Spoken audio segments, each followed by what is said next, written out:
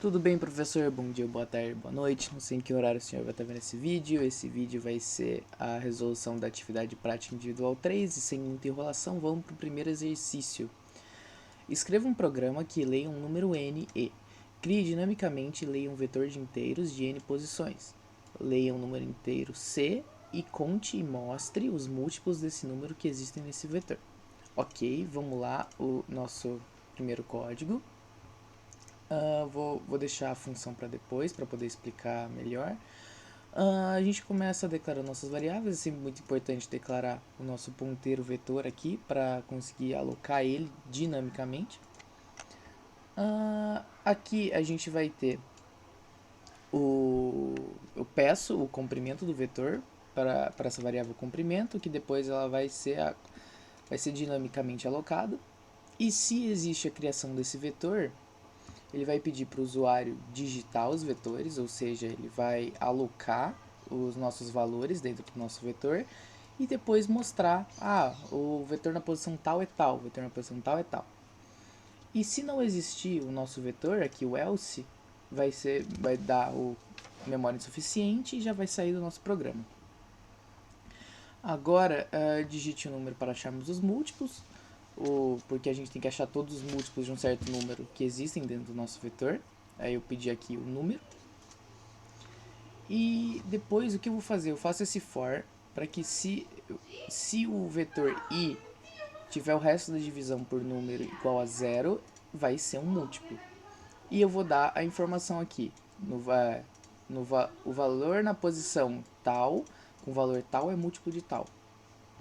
E o número total de valores múltiplos desse número aqui é igual a tanto, que agora eu usei uma função simplesmente para fazer esse contador. Não precisava fazer essa conta, se eu não me engano, no exercício, mas eu fiz uma função, só o mesmo raciocínio do if, que se a divisão por número tiver resto zero, eu incremento o nosso contador. Então vamos lá, deixar rodando, F6.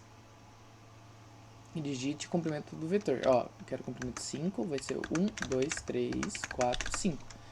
Aí eu dou aqui todos os números que foram digitados.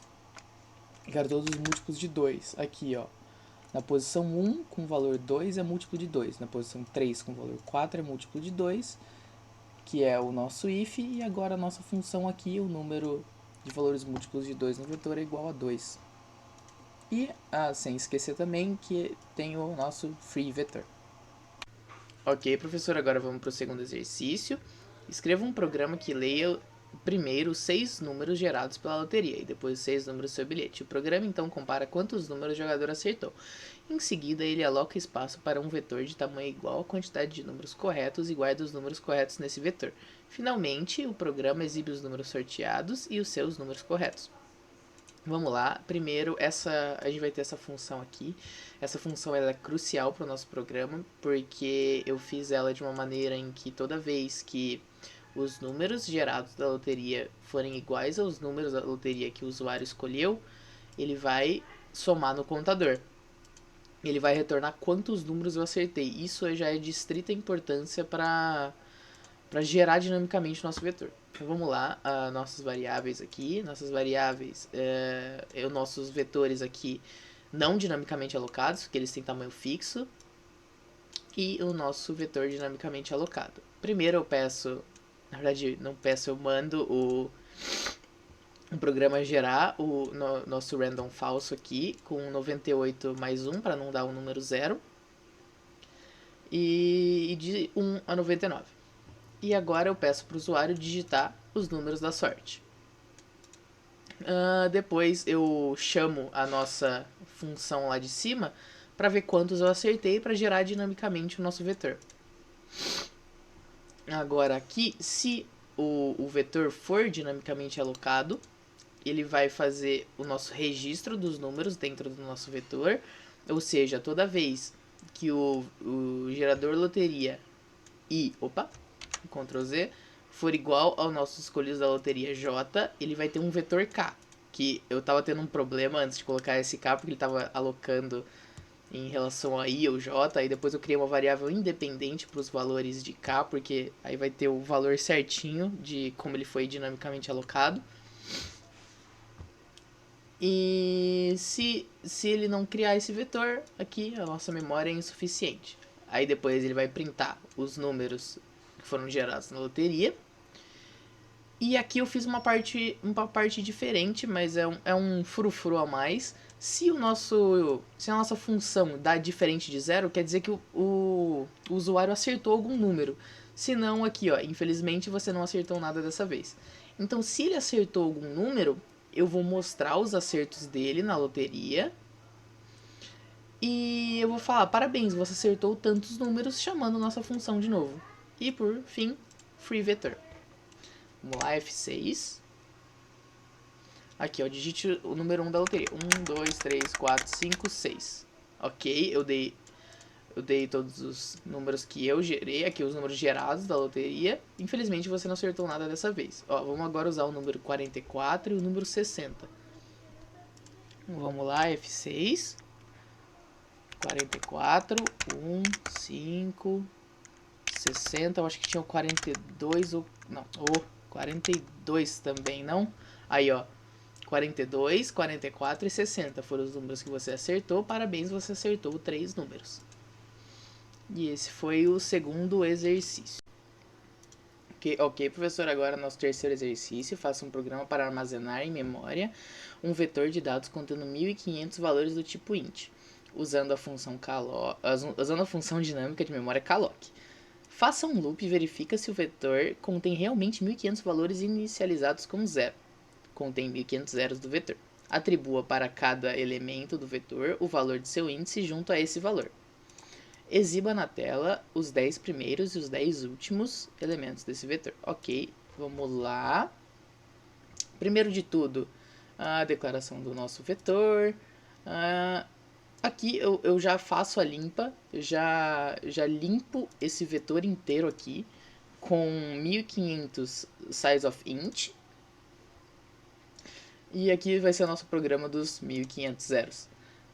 Se vetor, ele vai ter o vetor, mas esse se vetor vai até o final, vou fazer toda a alocação dentro desse if. O programa pede para eu verificar se realmente tem 1500 zeros. Então, se vetor i for diferente de zero, ele já vai printar aqui ou existe algum número diferente de zero dentro dos 1500. E se o vetor i for igual a zero, ele vai somar no contador. Aqui, ó, pela nossa varredura, existem %d zero dentro dos 1500 e eu chamo já o contador. Agora iremos atribuir o valor de cada elemento para ser o valor de seu índice. Aqui, depois printf 10 primeiros valores. Primeiro eu faço a atribuição de todos eles. Então eu faço que o vetor i vai ser igual ao próprio i, que é o valor do índice. E depois eu vou fazer o printf dos nossos 10 primeiros números, que vai ser menor, todos os i's menor ou igual a 9. E agora os 10 últimos valores, que vão ser todos os i's maiores ou iguais a 1490. Se ele não conseguir fazer toda essa alocação, memória insuficiente, ele vai sair e depois eu limpo o nosso vetor. F6. Aqui, ó, programa dos 1500 zeros. Pela nossa varredura, existem 1500 zeros dentro dos 1500, que esse aqui vai ser o nosso contador. Então, o contador deu tudo certo, tem 1500 zeros. Agora, iremos atribuir o valor de cada elemento para ser o valor de seu índice. E ele fez toda essa atribuição, aí os 10 primeiros valores, do 0 ao 9. Agora, os 10 últimos valores, do 1490 para até o 1499. E esse foi o nosso terceiro exercício. Tudo bem, agora vamos lá para o nosso quarto exercício. Crie um programa que declare uma estrutura registro para o cadastro de alunos. Deverão ser armazenados para cada aluno matrícula, sobrenome e data e ano de nascimento. No início do programa, o usuário deverá informar o número de alunos que serão armazenados. O programa deverá alocar dinamicamente a quantidade necessária de memória para armazenar o registro dos alunos. O programa deverá pedir ao aluno que entre com as informações dos alunos. Ao final, mostrar todos os dados e liberar a memória alocada. Então vamos lá, no nosso quarto programa, a gente começa fazendo um struct, nosso struct registro, com o int matrícula, o char sobrenome e o int ano de nascimento. Type def do struct registro. E agora para o corpo do nosso programa, o registro a gente vai colocar como vai chamar o registro aqui no nosso ponteiro vetor. E a alocação dinâmica de memória para registro dos alunos. Aqui, digite o número de pessoas que serão registradas, ou i número. Aqui a gente tem que fazer esse joguinho para conseguir fazer o registro dentro do struct. Eu tive que dar uma pesquisada grande de como fazer. Eu já até vou explicar, tem um passo bem incomum que eu consegui achar, mas que dá certo. Então a gente faz o nosso vetor em relação ao struct de registro com o número do sizeOf registro. Então vamos lá. E para evitar o getChar, getChar deu muita dor de cabeça para fazer isso aqui. Então a gente vai pedir para o usuário digitar tudo no nosso struct. Acho que eu digite o número de matrícula do registro número tal, ok? Aí vai o i mais 1, que é 0, a 0 mais 1, 1. Aí sempre vai começar do aluno número 1, do aluno número 2, do aluno número 3, blá blá blá blá. Então vamos lá. Aqui eu pedi com o nosso %d normal, como se fosse um int. Aqui tá a sacada. Esse aqui ele vai ler até eu dar o /n. Aqui eu evito o problema do getChar, fget. E dá certo, já vou mostrar que dá certo. Eu até não acreditei, eu pesquisei essa funçãozinha aqui. E printf o ano de nascimento do registro número tal. E depois eu vou só falar eu vou dar um print na tela do que realmente estava alocado no nosso vetor e blá blá blá blá. E free vetor. Então vamos lá, F6. Opa, aí foi. Eu digito o número de pessoas que são registradas. Eu quero registrar 3 pessoas. O número de matrícula do primeiro vai ser 1900. O sobrenome. Vou usar meu nome inteiro. Um vou colocar Matheus, outro vou colocar Ferrari, outro vou colocar Salvanini. Então vamos. Ó, primeiro é o Matheus. 2002. 1008. Vamos colocar 2000, vai. Só pra seguir uma sequência. 2000. Agora o sobrenome Ferrari. E 2003. Agora 2100. Salvanini aqui. E 2004. Vou ter que botar um /n aqui. Mas o número de matrícula do registro 1, 1900, Matheus 2002. Aqui 2000, Ferrari 2003, 2100, Salvanini 2004. E fechou o nosso primeiro programa. Tava dando problema do /n aqui. Só deixa eu dar o F6, vou dar 2 ao 1900, Matheus 2002, 8000, Ferrari. Aqui, ó, já resolveu o nosso /n não tá mais colado aqui. E esse foi nosso quarto exercício. Ok, vamos agora para o exercício número 5. Faça um programa que leia 4 números, A, B, C, D, que serão as dimensões de duas matrizes A por B e C por D. Crie e leia os valores de cada matriz, dadas as dimensões delas. Crie e construa uma matriz que seja o produto dessas duas matrizes. Imprima as duas matrizes e o produto delas, se existir. Vamos lá, tem 200 e poucas linhas isso aqui. Eu demorei a aula inteira passada para fazer. Então vamos lá. Nossa declaração de variáveis. É muito importante também lembrar que agora é um ponteiro de um ponteiro a nossa declaração, porque é uma matriz. E eu até coloquei comentários porque eu tô me perdendo explicando. Então eu vou ter que ter um auxílio aqui. Digite os números da linha para a matriz número 1. Então, ok, aqui a gente vai perguntar para o usuário linha, coluna das duas matrizes e alocar elas em variáveis. Aqui a gente começa a alocação da matriz 1. A alocação da matriz 1 a gente simplesmente dá o nosso ponteiro de ponteiro primeiro. para depois a gente declarar o nosso ponteiro aqui, no caso da matriz e os vetores dentro dela. A gente faz um laço de repetição para completar a nossa matriz, porque antes a gente conseguiu fazer aqui o começo dela, agora declaramos os vetores dentro dela. E aqui vamos colocar os valores que estariam dentro dela, que eu peço para o usuário o valor para a posição tal, é igual a igual a tal. Então, continuando, se não opa, aqui ó, se matriz, então se for criada essa matriz, acontece a alocação dos nossos valores. Se não, memória insuficiente, exit 1.